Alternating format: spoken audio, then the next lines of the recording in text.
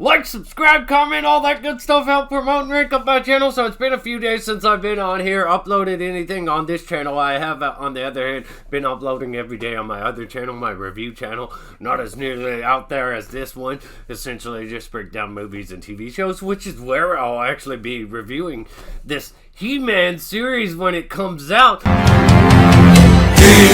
It's ma'am! Talking about Netflix original series, He-Man, Masters of the Universe Revelations, once again. Anyways, Netflix director claims King Grayskull and Andra race swapped in Masters of the Universe Revelations because new characters could easily be rejected. And I thought this was supposed to be a continuation of the existing Masters of the Universe content. Characters suddenly being race swapped. Imagine that. Imagine going to sleep at night and then suddenly waking up in the mirror and you're black. I mean, that's a pretty jarring experience, wouldn't you think? Or going to sleep black and waking up white. Imagine me starting this video white and then the second half I'm just suddenly black and you're in the comment section like, what are you doing? Are you committing blackface? What are you talking about? I've always been black. There's gonna be something in here magical to explain this away.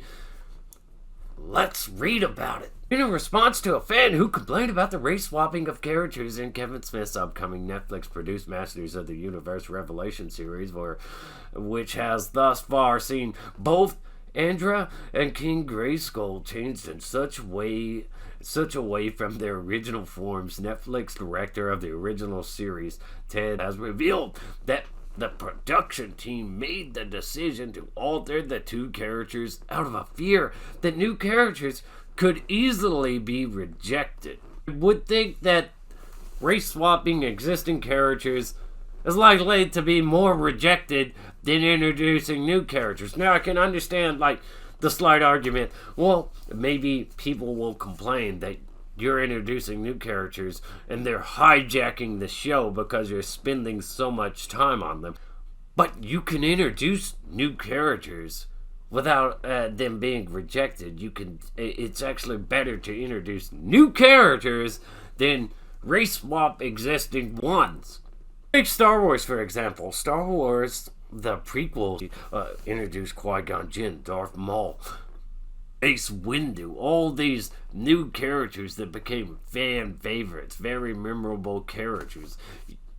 Don't be afraid to introduce new characters. On July 4th, just days before its slated July 7th release, Bleeding Cool founder Rich Johnston published a report on a particular panel from the premiere issue of Dark Horse's Masters of the Universe Revelation prequel comic book series, which recently leaked online. In leaked panel, it is revealed that in this continuity, King Grayskull, the historical ruler of Eternia, whose power fuels Prince Adam's transformation into He-Man, is now black, because diversity matters. This version of King Grayskull can also be seen in the series Masters of the Universe Revelation Part 1 trailer, standing behind an untransformed Prince Adam as a member of the Guardians of He. Shortly after this news broke, it was shared to the shared wall of the private Facebook He-Man and She-Ra fan group, Shadow Weaver's Realm, whereupon it was met with disappointment by a black member of the group who stated, "Ugh, I prefer making new, unique black characters than race swapping originally white characters. Instead of wearing your own shirt, you're getting a hand-me-down shirt from someone else."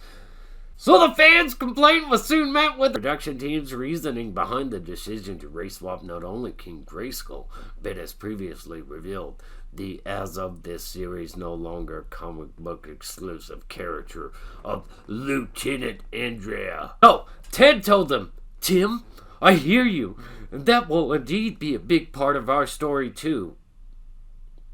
What, explaining how they're suddenly black? So you will explain that, or you won't? But a big hurdle when you're introducing new characters to a line of so many well-established characters is that they are bound to be outsiders and harder to accept as canon, at least for a while. Nobody gives a shit about Sir Laserlot We ask ourselves early on about the need for two giant white blonde dudes. And honestly, it makes both characters less special because two people are the same race. One it automatically becomes less special in comparison to the other one. I wish I could take credit for being the one with the idea to make Grayskull black, because now, in the history of all the champions of Grayskull, a black man has a role of prominence. Yes, pat yourself on the back for giving black people a handout, you narcissistic, egotistical asshat. As opposed to just being the guy with the clamp who's King Rander's bodyguard. Oh, they did you a favor. They did black people a favor by race swapping. This is how they think. Opposed to just being the guy with the clamp, a reference to Clamp Champ, the only black character to receive an action figure in the original toy line. Full statement. Same thing with Andra. She was initially created as a new character. It was my idea to dig into the lore and raise up a character who had a small appearance but a strong following. People have been wanting to see Teela and Andra side by side for a while, as opposed to creating a new character that could easily be rejected. Honestly, do we really need two badass redheads? Masters of the Universe had no women of color, and we saw an opportunity and we took it. Why not give little black girls a hero that looks like them? I hate to break it to you, but all black girls don't look the same. And I thought this show was supposed to be aged up with the audience. It was supposed to be aged up and mature for adults more so than children. I'm getting mixed messages here. Is this show for kids, or is it aged up with the audience? Argument that new characters are harder to accept, so let's just change the race of existing characters. I don't think Mattel would agree with that, because the more characters, the wider the roster you have, the more toys they can make, the more toys can be sold from a business perspective. It doesn't make sense. I think, yes, new characters are harder to accept than older established ones, because you risk, this is a mini or limited series, and you risk giving them more screen time when it's these other existing characters that people are really here for. But it doesn't mean new characters can't be introduced with balance, get an appropriate amount of screen time, come off like badasses, earn their position and spot amongst fans as well respected, memorable characters. Just want to skip right over effort. You gotta like us because we're giving you these characters. Are you so proud of us giving you hand-me-downs? And this show's supposed to be aged up with adults and mature, but part of their argument is that little kids want to see themselves on screen represented. It's a whole He-Man thing, dude. Everything about this He-Man thing. Well, Kevin Smith swearing up and down. Teela's not going to steal the show. He-Man's not getting brushed aside.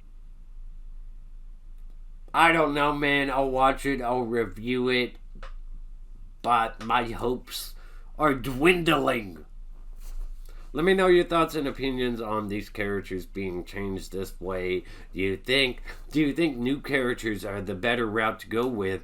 Or do you think that they should just take the lazy way out, race swap some characters, and say, hey, look at us, look what we did for you. Aren't you so happy we did this for you? Pat me on the back. I'm so virtuous or some shit. Like, subscribe, comment, stay awesome, rock on. It's man.